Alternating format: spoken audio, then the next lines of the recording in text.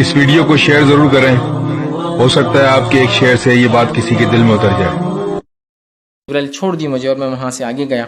اور پھر اپنے رب سے میں نے بات چیت کی۔ رسول اکرم صلی اللہ علیہ وسلم نے اللہ رب العزت کو یاد رکھی وہاں نہیں دیکھا۔ ماں عائشہ رضی اللہ عنہا کی واضح حدیث ہے، آپ نے فرمایا جس نے یہ کہا کہ نبی اکرم صلی اللہ علیہ وسلم نے اللہ کو دیکھا اس نے جھوٹ کہا، اس لیے کہ اگر وہ دیکھتے رسول اکرم صلی اللہ علیہ وسلم اللہ کو تو یقیناً اپنے بیوی کو تو ضرور بتاتے آ کر کہ میں نے دیکھا ہے، لیکن آپ نے کبھی بھی اللہ رب العزت کو نہیں دیکھا۔ اس سفر میں آپ نے جبرائیل علیہ السلام نے، اور پھر جب واپس آ رہے تھے تو اس وقت بھی حضور علیہ السلام نے جبرائیل امین کا دیدار کیا، جبکہ امام حسن بصری رحمۃ اللہ تعالی علیہ اور دیگر کئی مفسرین کا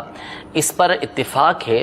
کہ یہاں پر تمام کی تمام باتیں یہ اللہ تبارک و تعالیٰ سے متعلق ہیں۔ وجہ اس کی یہ ہے کہ جبریل امین علیہ السلام یقیناً اللہ تبارک و تعالیٰ کے برگزیدہ فرشتے ہیں، بندے ہیں اس کے اللہ تبارک و تعالیٰ کے، لیکن یہ نبی کریم صلی اللہ تعالیٰ علیہ وسلم کے دربار کے خادم ہیں اور ان کو حضور علیہ السلام کے خادم ہونے پر فخر ہے۔ اب یہ جو سارا اب سورہ والنجم کو پڑھیں گے تو آپ کو انتہائی لطف محسوس ہوگا کہ اللہ تبارک و تعالیٰ کتنے پیارے انداز میں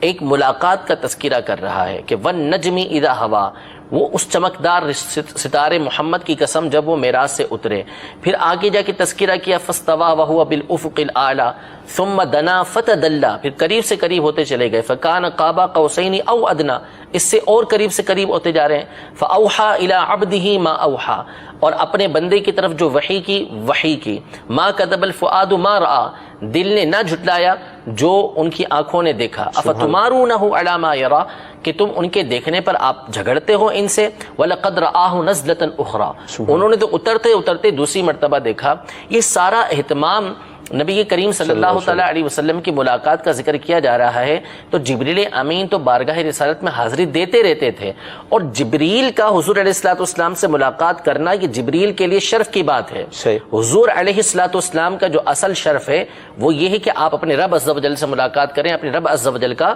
دیدار کریں۔ تو قرآن پاک کی ان آیات کے اندر اسی بات کی طرف اشارہ کیا گیا ہے، اسی بات کو بیان کیا گیا ہے جو حق اور سچ ہے کہ یہاں پر جو ملاقات کا تذکرہ ہے وہ اللہ تبارک و تعالیٰ سے ہے، دیکھنے کا جو تذکرہ ہے وہ اللہ تبارک و تعالیٰ کا دیکھنے کا ہے۔ اور پھر احادیث صحیحہ اس باب کے اندر موجود ہیں، اگرچہ کہ صحابہ کرام علیہم رضوان کے زمانے سے اس میں اختلاف آ رہا ہے۔ حضرت عائشہ رضی اللہ تعالی عنہا، حضرت عبداللہ بن مسعود رضی اللہ تعالی عنہ اس بات کے قائل تھے کہ دیدار الہی نہیں کیا نبی کریم صلی اللہ علیہ وسلم نے، لیکن یہ ان کا اجتہاد تھا، جیسا کہ انہوں نے آگے آیت ذکر کی کہ قرآن پاک میں اللہ تبارک و تعالیٰ فرماتا ہے کہ لا تدرکہ الابصار وہو یدرک الابصار، کہ